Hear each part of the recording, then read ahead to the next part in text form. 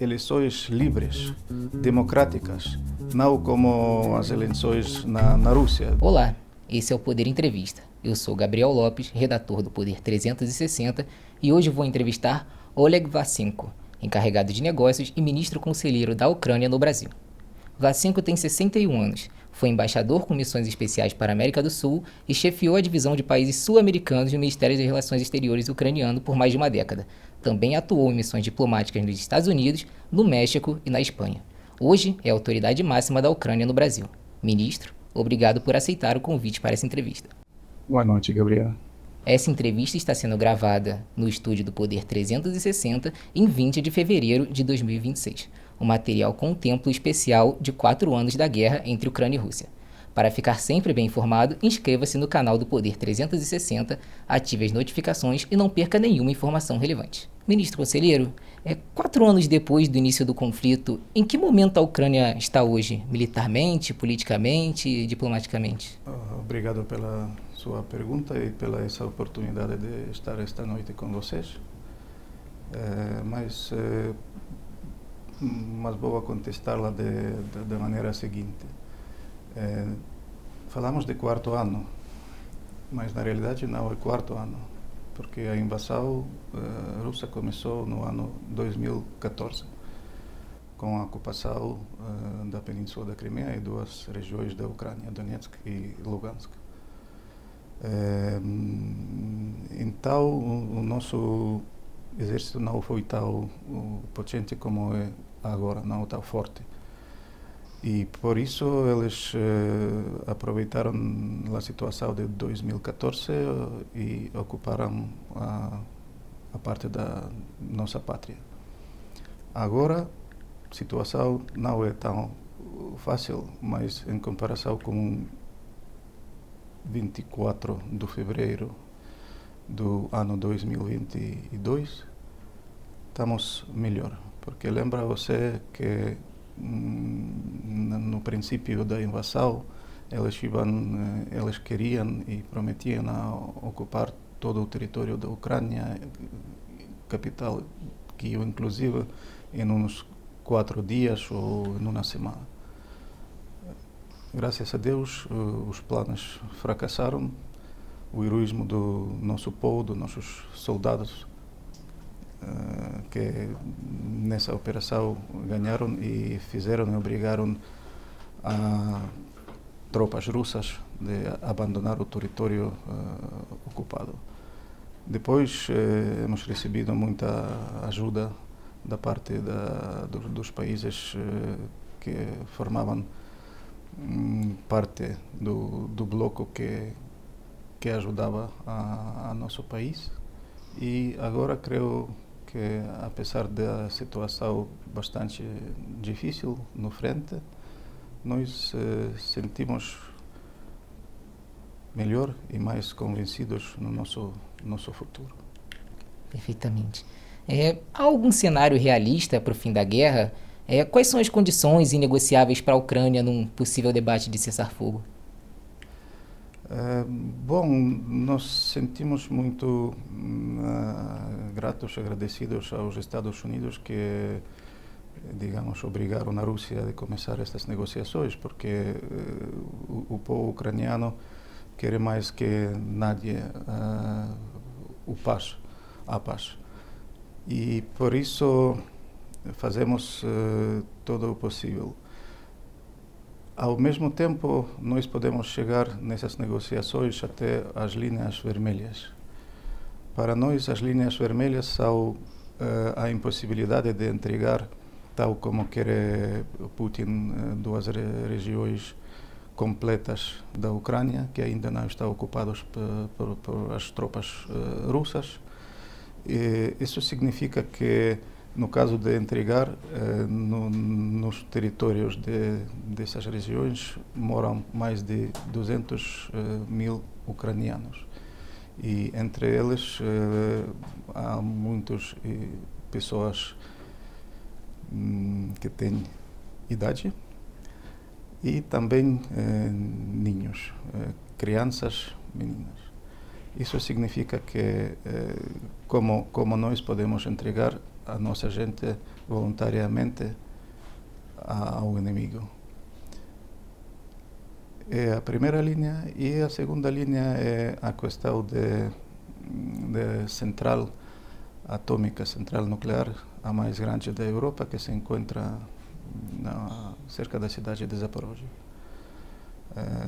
Durante esse período de ocupação da Rússia já surgiram várias situações de emergência, quando eles trazeram explosivos, quando trazeram canhões e suas tropas militares.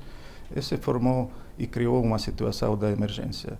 A Ucrânia lembra muito bem a catástrofe de Chernobyl do ano 1986. Por isso, nós temos direito de deixar a Putin repetir esta situação. Por isso, são duas linhas vermelhas nessas negociações. E o avanço para um cessar-fogo, isso tem avançado com as negociações recentes ou ainda está bastante travado? Nós vemos o fato das negociações como uma coisa muito positiva. Mas nós vemos o principal momento dessas negociações é criar uma pausa, uma trégua permanente nos combates e depois seguir com essas negociações. Ao parecer, eles têm outro fim. Tal como eu vejo a situação, eles aproveitam as negociações para seguir com suas ofensivas, com os bombardeios das cidades ucranianas, e creio que é inútil explicar a vocês a situação que o povo ucraniano viveu esse inverno. E eles, dizendo que querem a paz, ao contrário, criaram uma situação da crise energética quando a gente sofreu muito. Por isso, a Ucrânia está a favor das negociações, a favor da paz, e espero que seja assim. Um dos pontos de complicação das negociações é a vontade ucraniana de entrar na OTAN. Por outro lado, a Rússia se nega a aceitar. Qual a importância da aliança militar para a Ucrânia? Para responder a sua pergunta, temos que voltar um pouco na história do nosso país. Seguramente todo mundo lembra que depois quando desapareceu a União Soviética, a Ucrânia entregou o terceiro potencial nuclear do mundo. E, ao troco, recebimos as promessas ou garantias. Naquele então se chamavam garantias dos Estados Unidos, da Rússia e da Grã-Bretanha, de proteger a segurança e independência da Ucrânia em caso de ataque, defender e dar ajuda militar. Mas quando a Rússia entrou na Península da Crimeia, uma das partes atacou a Ucrânia e outras duas partes não fizeram nada. Por isso, não temos direito de repetir esses erros. E por isso, creemos que as garantias, em caso de firmar a paz, devem ser muito sérias. Isso é mais ou menos. E ademais, referente à OTAN, a Rússia não tem direito de decidir quem vai formar a OTAN e quem não vai formar a OTAN. Eles devem cumprir as suas promessas, e essas promessas são de não atacar a Ucrânia. Eles violaram os acordos bilaterais entre a Ucrânia e Rússia, o acordo da amizade, o acordo de reconhecimento das fronteiras. Eles mesmos violaram esses acordos. Por isso, nós não temos muita, ou mais bem não temos confiança com a Rússia. Com a volta de Donald Trump ao poder nesse segundo mandato, há uma filosofia política de zonas de influência, qual os Estados Unidos exerce influência sobre a América Latina, por outro lado, a Rússia exerceria influência sobre a parte oriental da Europa, incluindo a Ucrânia. Como o senhor enxerga isso e há alternativas frente a uma diminuição do apoio norte-americano? Agora não falamos só do apoio norte-americano, nós sentimos muito agradecidos aos Estados Unidos porque esse país é o nosso parceiro estratégico e nossas relações seguirão sendo com eles nos próximos muitos anos. O mesmo Trump, no ano 2018, mandou também os mísseis contra tanques, que nos ajudaram muito em combater a primeira ola da ofensiva dos russos. E eu vou a contestar, a responder-la que a ajuda dos Estados Unidos é primordial nessa etapa. Mas agora temos um grupo de países, em sua maioria são países europeus, que nos ajudam muito.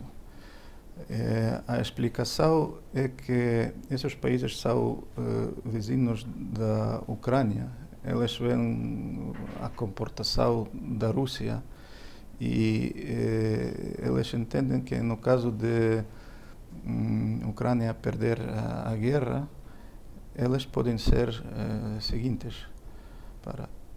Para o regime russo de Putin, a guerra é tudo, porque se termina a guerra,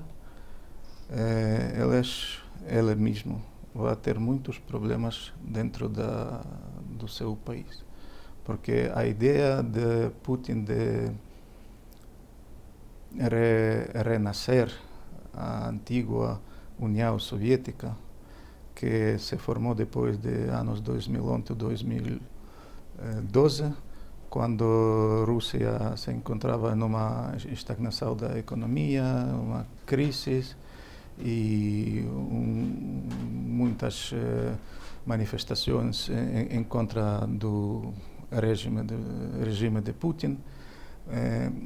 Ele criou esta ideia de restabelecer a União Soviética, restabelecer o Império Russo. E imaginar se o Império Russo como União Soviética sem Ucrânia é impossível. Porque durante a União Soviética, nos tempos da União Soviética, a Ucrânia produzia o 25% do PIB. E se ele fracassa com a Ucrânia, não pode seguir adiante. E agora, ao parecer, depois de tantos anos, não só nós, não só a Ucrânia, mas também os países europeus, em primeiro lugar, veem esta situação, esta dificuldade. O senhor falou que no período da União Soviética a Ucrânia era responsável por cerca de 25% do PIB. Eu gostaria de perguntar como está a economia da Ucrânia neste momento? Dizer mal é não dizer nada, porque ninguém país ha sofrido tantas provas como que sofre agora a Ucrânia. Pode imaginar que durante o primeiro ano da invasão russa, nós perdimos o 30% do PIB ucraniano. Depois, a economia foi estabilizada, três ramas da economia ucraniana é a siderúrgica pesada, a agricultura e Haiti. Agora, as regiões onde se ficavam as usinas e fábricas da metalurgia siderúrgica pesada estão ocupadas pela Rússia.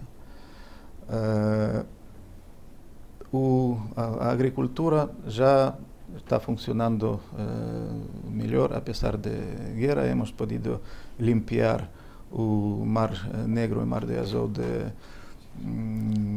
navios militares da Rússia, por isso já podemos exportar livremente nosso trigo.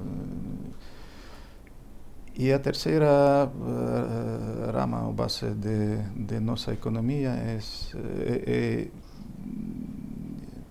tecnologias de computação, IT.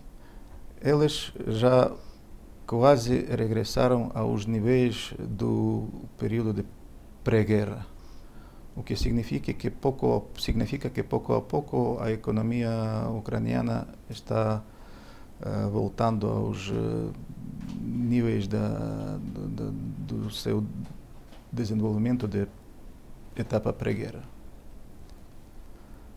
E eu sei que nós necessitamos a paz, porque depois de paz já existe uma cola de inversores. Todo mundo entende que a Ucrânia tem um enorme potencial, porque a gente está muito educada. Nos tempos soviéticos, por exemplo, muita gente dos países estrangeiros, inclusive da América Latina, da África, chegavam na União Soviética e à Ucrânia para receber a educação. E nós temos o pessoal muito desenvolvido. A guerra influiu muito na imigração da Ucrânia. Quase 8 milhões de ucranianos estão agora fora da Ucrânia. Nós calculamos que depois de restabelecer a paz, muitos deles vão voltar. O problema é que a maioria deles são mulheres e crianças. Isso sim vai criar certo tipo de problemas para a renovação da nossa economia. Um dos argumentos russos para justificar o avanço militar é que a Ucrânia e a Rússia formariam uma única nação desde o seu início. Como o senhor rebate esse argumento e defende a soberania ucraniana? São contos inventados pelos russos. Nós sabemos muito bem que somos o povo ucraniano e não queremos escutar as opiniões deles, dizendo que somos a única família, que eles são irmãos maiores e ucranianos são irmãos menores. Nós sofríamos durante toda a nossa história da opressão da parte da Rússia. E eu não sei como dizer. Pode você imaginar a situação que dois irmãos da mesma família, um deles, o irmão maior, mata o seu irmão menor. Por isso eu digo que nessa situação prefiro ser o órfão que ter um irmão como nós temos o vizinho, a Rússia. Puxando o gancho do avanço russo e o argumento do senhor, eu queria perguntar um pouquinho sobre eleições. O Kremlin argumenta que deve haver eleição na Ucrânia porque já teria acabado o mandato do presidente Zelensky, mas há um período de guerra, que seria um período de exceção, e nesse caso, Zelensky poderia se manter no cargo. Junto disso, há a questão que o senhor trouxe também das pessoas que saíram do território. Como está esse momento de eleição? Há perspectivas para uma eleição na Ucrânia? O que está em jogo? O que se coloca à mesa? O fato de que a Rússia e o senhor Putin exigem as negociações sobre a possibilidade de organizar eleições no nosso país é ridícula. Porque a pessoa, o ditador que já está no poder durante 25 anos, quer instalar a democracia no nosso país. Nós entendemos que a situação da Ucrânia é difícil e, como diz o nosso presidente nesses dias, ele está de acordo de organizar as eleições, mas nós precisamos, como mínimo, 2 meses da trégua, da paz, para poder organizar, porque não é um processo. Falamos de eleições livres, democráticas, não como as eleições na Rússia, onde todo o mundo quer ou não quer dar a voz pelo Putin. Mas Putin não quer isso. Ele diz que só um dia pode dar para organizar as eleições. Nessa situação, é inútil falar sobre essa possibilidade. Também a Constituição ucraniana diz que no tempo da guerra é impossível realizar eleições, organizar eleições.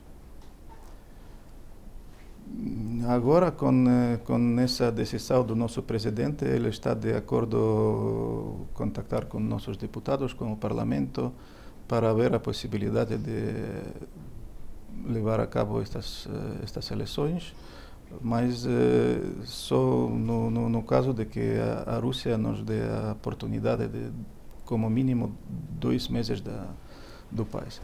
E você ha mencionado 8 milhões de ucranianos que agora estão fora da Ucrânia.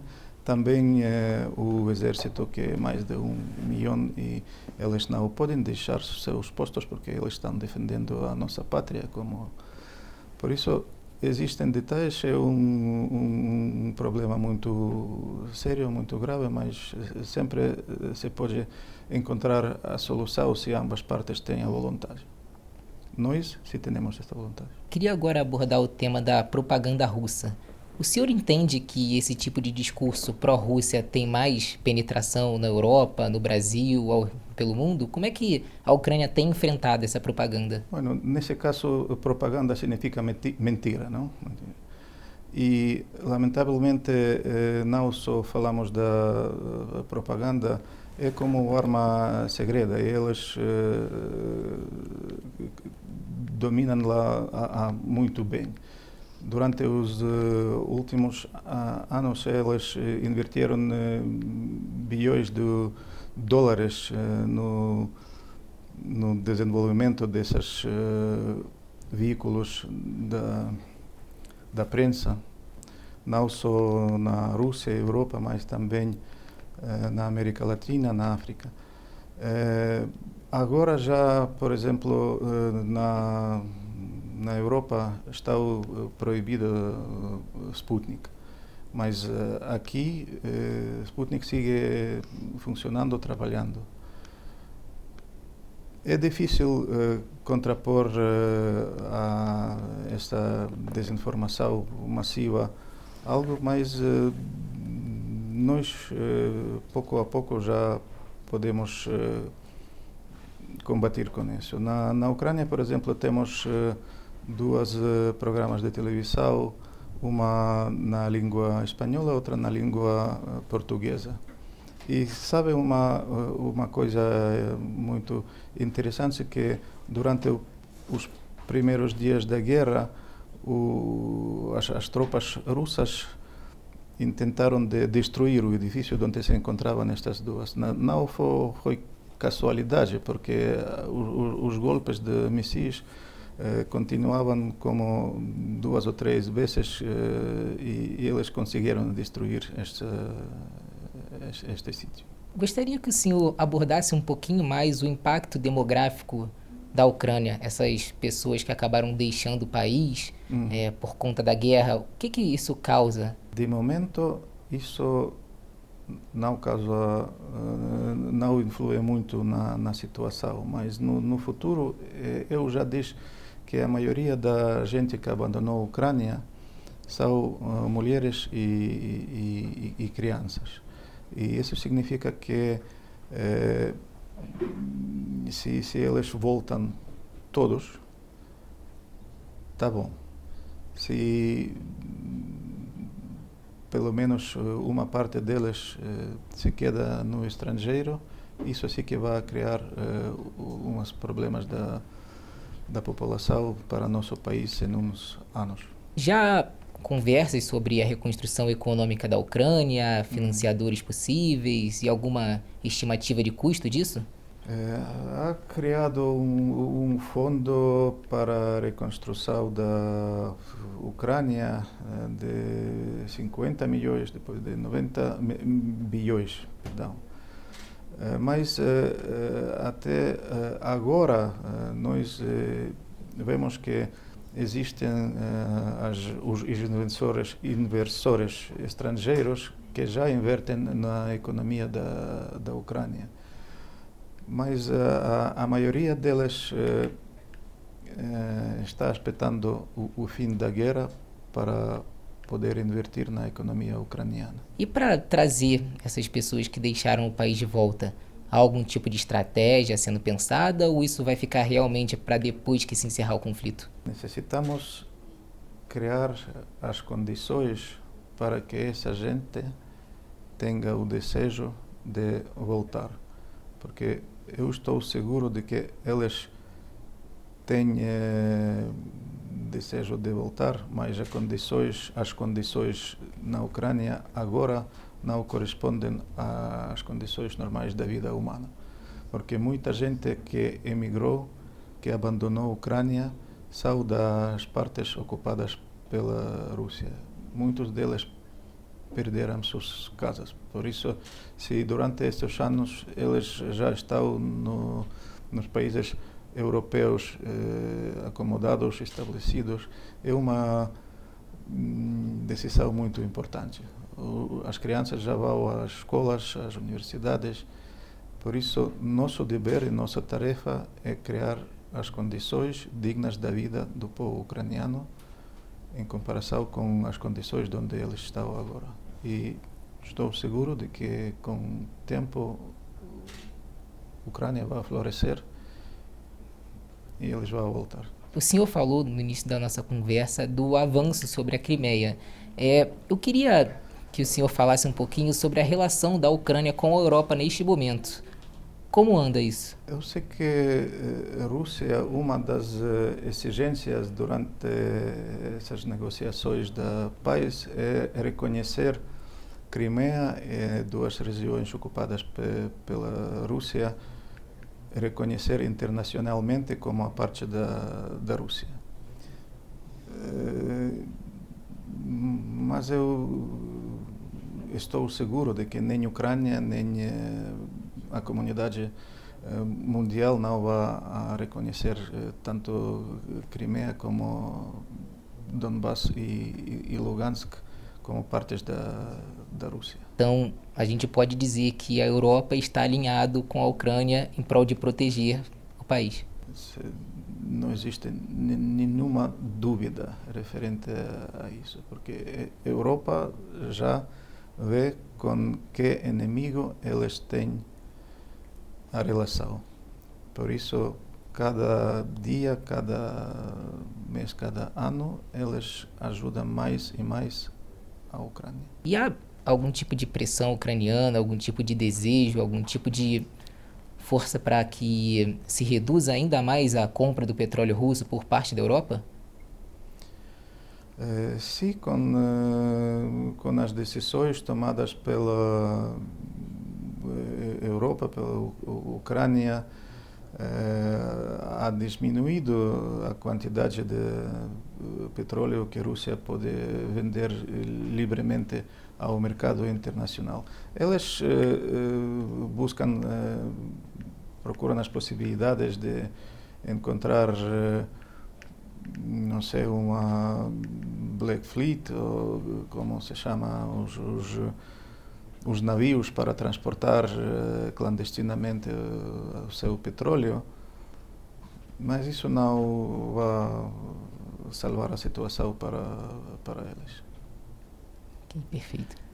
A economia da Rússia está em estagnação e seguramente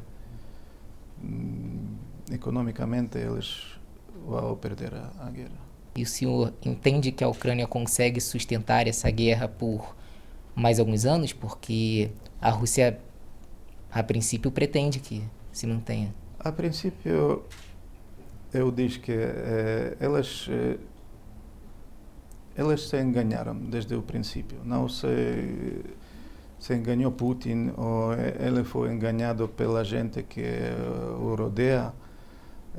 Começar a guerra, eles não chamavam, e nem agora chamam, se algum cidadão russo chama essa situação como guerra, eu vou à prisão, porque para eles é uma operação especial. E essa operação especial devia durar entre 4 dias, uma semana, depois mais e mais, e agora passaram 4 anos, que 4 anos são um período mais longe que a Grande Guerra Pátria, como eles chamam a Segunda Guerra Mundial.